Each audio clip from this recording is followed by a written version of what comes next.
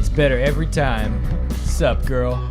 Welcome back, everybody, to episode number 37 of the Faith and Whatever podcast. We are talking today about whether or not Christians should be celebrating Halloween. We are joined with a very special guest, Reverend Dr. Eric Myersoffer, the fantastic Dr. M, as he's known in the circles in which he runs, which are far more exclusive than anything we are privy to here in Faith and Whatever. So you are really like a legend, and still coming and being with the people. Yeah, it's a weird thought, but we're super grateful. This guy actually has like a career, and he's here hanging out with us. So that's fun. We do this because we're poor, but he's here because he's so wealthy and wonderful. Before this episode debuts, he was respected and really, really just popular, and now we don't know what's going to happen after that. Throughout your career. But so we'll see what happens. So Dr. Myersoffer, if you want to go ahead and introduce yourself a little bit. I know we've kind of put the right expectations of you in here into our massive audience. Thanks, Mom, again, for listening. Still really appreciate your support. She runs our videos in the background sometimes, like when she's doing stuff. So just to really try and help with our view time. So love you, Mom. So who are you? What are you about? Why are you here? Seriously? My name is Eric Myersoffer. Eric's just fine. I teach history at Hope International University. I teach a little bit of everything, lots of world history. Currently teaching modern Middle Eastern social science theories. And I like just reading everything, gathering information. The older I get, nothing gets bored now. I can watch a show on geology anymore, and I'm like, wow, that's pretty cool stuff. So. He stopped counting after 100,000 books. That's how many books he's read to date, and that doesn't even include the Bible. So that's crazy. All right, so 100,066 books is how many books Dr. Myersoffer has read. He knows 15 languages as well, which is pretty epic. So. We are discussing this idea of Halloween today, and you are a big history buff, under which Halloween falls into. He teaches in it, he better be. Yeah, under which history definitely falls as a historical subject and as something that arrived in historical settings. So we wanted to discuss a little bit about dispelling the notion of what Halloween is not there, and then kind of discuss what Halloween is. And ultimately, we want to move towards this idea of answering this question as whether or not we ought to participate as Christians. So without any further ado, why don't you go ahead and give us a little education lesson there? Well, Halloween's pretty complicated because what we do know about it for absolute sure comes probably from about the 1600s, is that it was a festival called on the eve of All Saints' Day, which is on the 1st of November. And All Saints' Day was had by the 1600s become the default sort of day of martyrs, if you will, Day of All Souls, to venerate the dead, venerate saints in particular, and martyrs. And in the Christian tradition, particularly. Yeah, exactly. No, I'm talking about specifically within the Christian tradition. So we didn't appropriate this holiday from something pagan. Yeah, it gets kind of murky after that. There was actually learned more than I had known when I was reading up for this, because I'm thinking, wow, they're going to ask me to speak about stuff. He's the first person that's ever legit prepared to be on the show. It's like even more than we do sometimes. Usually people are still waking up when they come on the podcast. Well, one of the things apparently is that the association generally with this Celtic holiday called Samhain, which we don't know a lot about because the Celtics people from Britain and Ireland didn't leave a lot in terms of written records. They left some. And a lot of this is filtered through early Christian tradition in the 200-300s. What we do know is that Samhain was like a lot of other holidays. That in just about every culture in the world, there's some holiday that's both celebrating the harvest or celebrating planting and sowing. And there's also this idea that somehow that represents the line between the living and the dead. The traditional thing in Samhain was that the veil between the living and the dead disappeared so that you could commune with the dead. And it wasn't so much, in an evil sense or something like that. It was more people wanted to know. We ask questions about the dead. We usually want to know something more about our own existence. Sure, most definitely. So you have, people asking, how are my crops going to go? Who took the cow? Or, where am I going to get married? And all these kinds of questions.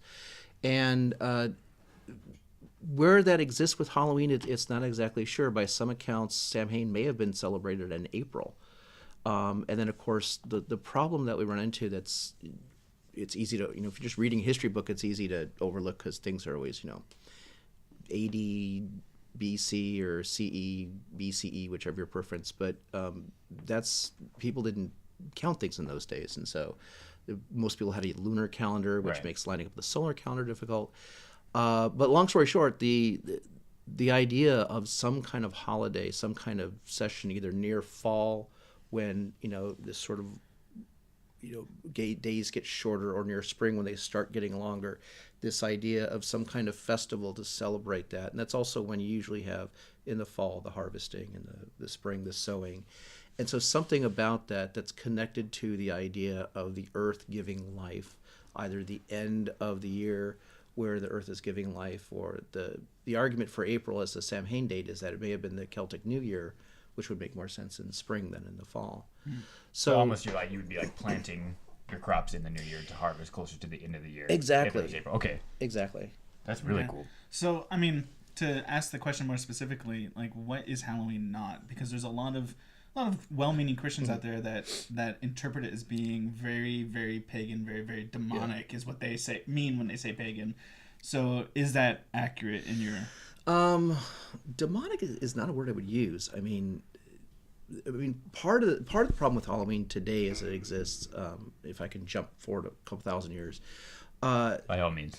sure, I'll jump around whenever it seems casual enough. There was this huge sort of wave of, and historians and cultural theorists are still kind of sussing out exactly what it was about the 70s that caused this, but there was this huge obsession with the occult and with satanic rituals and all these things by Christian communities, that Christians were convinced there was this whole set of things called satanic ritual abuse, that everyone was, if you heard preachers at the time, they were convinced that children were being abducted. This is the 1970s? 1970s, Okay. exactly. Wow.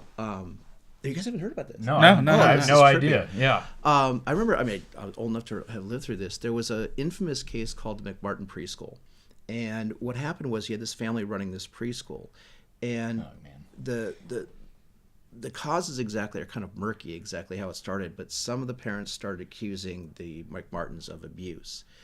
And a reporter by the name of Wayne Satz, who worked for local Channel 7 here in Los Angeles, picked this up and started making it very, very sensationalist. He was getting a lot of ratings.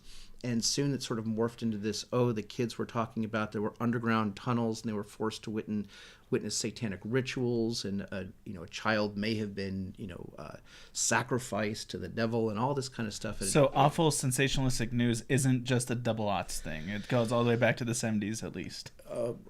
If you have time, we can go back to the Roman era. Sensationalistic news, but it sort of spawned this whole thing. I mean, you can just Google SRA or satanic ritual abuse, and it became this thing in the 70s and 80s that especially fundamentalist evangelical preachers and Christians really picked up on as this is the big threat. This is Satan ruining our world. And of course, what's the one time of the year where it's kind of dark? We have kids out at night and dressing up as You eat babies. witches and ghosts. Yeah, exactly.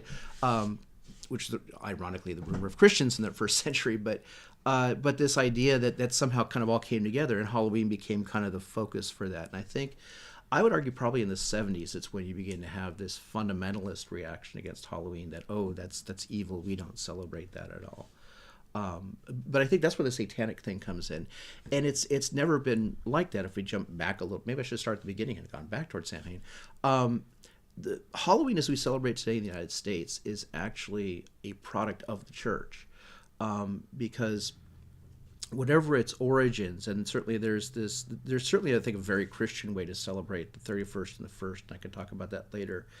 But by the late 19th century, early 20th century, Halloween had become known as Hell Night, and it wasn't because of any particular satanic association. It was simply because that was a night that, by tradition, as you sort of got away from the traditions of this original holiday of the line between living and dead, people just saw it as as a lot of holidays become, let's just get drunk, have a party, and then younger kids would basically run around, and that was a night of destruction. They would just vandalize stuff.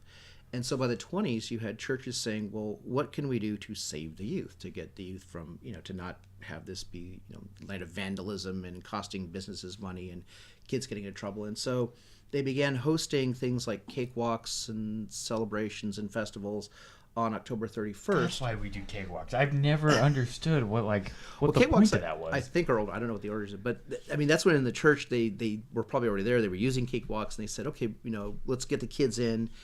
And so all these different things that, like asking for candy, and there's some other associations possibly earlier, but the kind of we know it, going, asking for candy, kids dressing up in costumes, basically it's the children's holiday, is really the church, because the church was saying by the 20s, hey, let's get kids inside, into churches, and that way they're safe, they're not outside running around. So to sum it up, so what we imagine as Halloween, which is dressing up, going and Mm-hmm. trick-or-treating, and some other things, that was the church's answer to a different night. Absolutely. Okay. So Halloween is actually more or less a church invention. At least the way we celebrate it now. Well, Yeah. at least the way kids celebrate it. I'm talking about the way we imagine Halloween now. The way we imagine it as far as kids go. Okay. Absolutely. That's definitely a thing with kids dressing up and as whatever, and then going there to the church and having and lots of churches. Our church has a harvest festival, and we help out each year with that. By the time I was ready, it was like my kids are much older now, and I was like, okay, I'm ready to volunteer at Hope, and Hope is not having Happy House anymore. They're doing some other stuff. So it's ready to volunteer. That's a whole other stuff. You can edit that part out. But no, that's it, very much so. Okay. It's a long answer to your short question. Okay. No, I mean, we wanted to hear all of that. So, getting to the question, should Christians partake in the Halloween celebration? And of course, what's on our minds when we say the Halloween celebration is trick-or-treating and dressing up and maybe having parties that are, related to the night. The answer, it seems like almost the historical answer is it's actually a church holiday. It can be. I mean, like anything, it can be. I mean, anything can be abused, but exactly. Those basic tenets we're talking about. Basic tenets, yeah. I mean, I'm less comfortable with saying the adult part of Halloween because we've had this conversation before. I should probably put my sexy nurse costume back. Well, there's actually a historical answer for that as well. So good. It's just a historical answer for everything, right? No, the idea was that by the 80s, beer manufacturers in particular, but alcohol manufacturers in general, have always been looking for ways to. Is there an event that we can make an event to sell beer, Yeah, for totally. people to consume things? Let me frame this because I know where you're headed. So we've established what the kid holiday is, but why Yes. has it become so adult? And that's what you're kind of getting at now, Sure. right? So why is it so adult now? Yeah, the adult part again. One of the more infamous examples is Cinco de Mayo, which is celebrated by one small area or town in Mexico, and it's celebrated in just about every Mexican cantina in the United States, and that's largely beer distribution, especially Corona, Budweiser, Miller. Tecate. They began, sort of, offering free, because in restaurants, the way they do things is they offer free banners and decorations and things like that. And so Cinco de Mayo became one of those days. And along the same time Cinco de Mayo was celebrated. So to clarify, so Cinco de Mayo in south of the border is a very small holiday comparatively. And then the reason it's so big north of the border is because kind of like Hallmark, all these beer companies saw an opportunity to push their product. And so they... For Cinco de Mayo, they'd give all of this free stuff to the restaurants to draw people into those restaurants and drink their beer. Exactly. And that's how it becomes so big in America. And along the same time, they were doing that with Halloween as well. They were saying, hey, here's some stuff. And if you look at, your typical beer ads or alcohol ads around this time of year, they're always associated with, the sexy nurse, the sexy witch, or people, having some kind of costume party or something. And so that's the adult part of it is really, and again, you could say, whatever your attitude towards alcohol or partying or anything goes along with that as well from a religious perspective, that's a whole separate issue. But if you want to know, what's the adult thing in dressing up and all that, that's, it's sort of because apparently party stores like Party City figured out, we can also sell all these costumes and there's a whole other set of gender issues and all that, it's a whole other set of issues. But as far as, what is Halloween celebrated today, it's part, what the church festivals were, in part because, alcohol distributors said, well, let's find another holiday to, Yeah, so there was money to be Party made in from. this cash cow. Exactly. Right, and so they just figured out a way to really, so it's a product. Kids want candy, adults want beer on Halloween. That's what kind of happened. So it really is that simple. I mean, it's just kind of like an Occam's razor idea, where it's just like the simplest answer, right, being the best one. So anything else or any other thoughts or So questions? to sum it up, so what Halloween is today, there is two very different things. There is the kids' holiday, that's the dressing up and the trick-or-treating, and maybe a couple other events. And then there is the adult holiday that comes with all of that. And if, as Christians, we want to react to the adult holiday, that is, we don't necessarily have to react to the kid holiday in the same way. That one does have its roots in actual church tradition, essentially, the kid holiday. And that shouldn't necessarily be thrown out with the bathwater, right? Like, don't throw out the kids' holiday with the bathwater of Halloween. Does that make sense? Yeah, I mean, I would actually offer, and as our kids have grown, we try to do this a little bit, but I'd offer sort of a third example. When I was in Germany, first doing research for my dissertation, I was there for October 30th, November 1st, and it's in Germany and England. There's been a lot of parallel the way they celebrate All Saints Day, and so in Germany, it's Allerheilige is the first. 15 languages, I told you. But just 4, kind of. Just for. Just 4. I don't speak. No, he's Klingon. getting into the spirit of the showboat a little bit. I appreciate it. But no, but it was very nice because there's a lot more interaction with graveyards, at least I experienced in Germany. I imagine in England than here. They all sort of look like forest home, except it's not as commercialized. People go there, and there's a whole sort of ritual about tending to the grave and praying over the grave and just kind of sitting there. I actually with my grandmother's friend, she was in her 80s at that point, and I visited, twice I visited her husband's grave with her, and we just kind of sat there. It was a really kind of beautiful park. We don't do death row in America. Well, no, and what I wanted to interject there before somebody says, yeah, okay, so you're interacting with the dead on Halloween, but we have Memorial Day.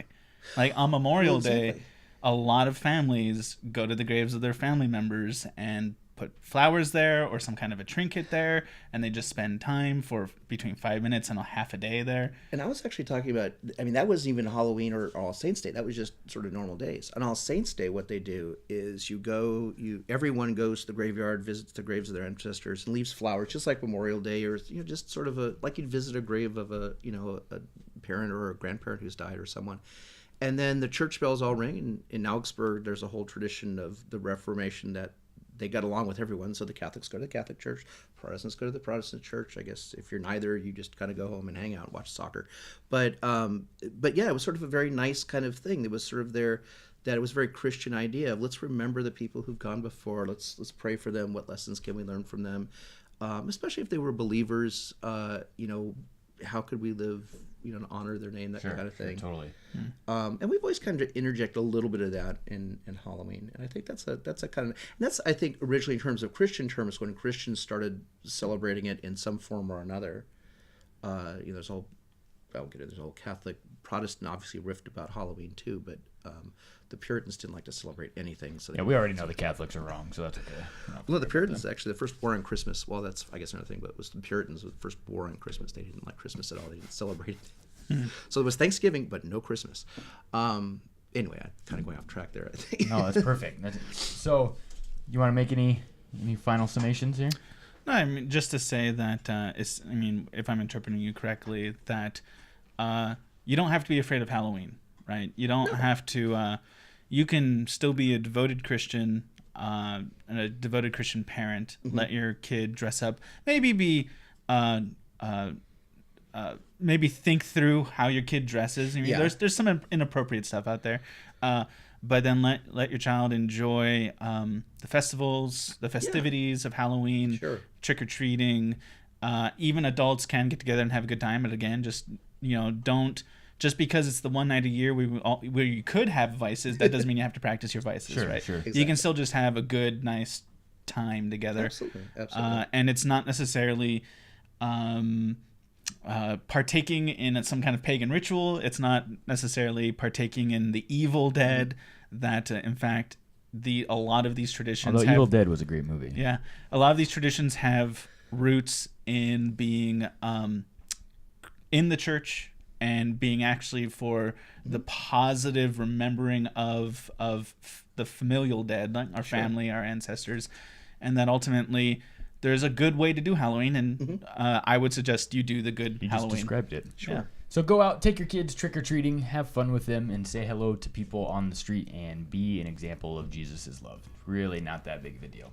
Anyway, thanks so much for stopping by and joining us, and thank you very much to Dr. Reverend Eric Meyersoff. Fabulous M. The man, the myth, the legend, Dr. M. Thank you again for everyone for stopping by, and we'll talk to you and connect with you shortly.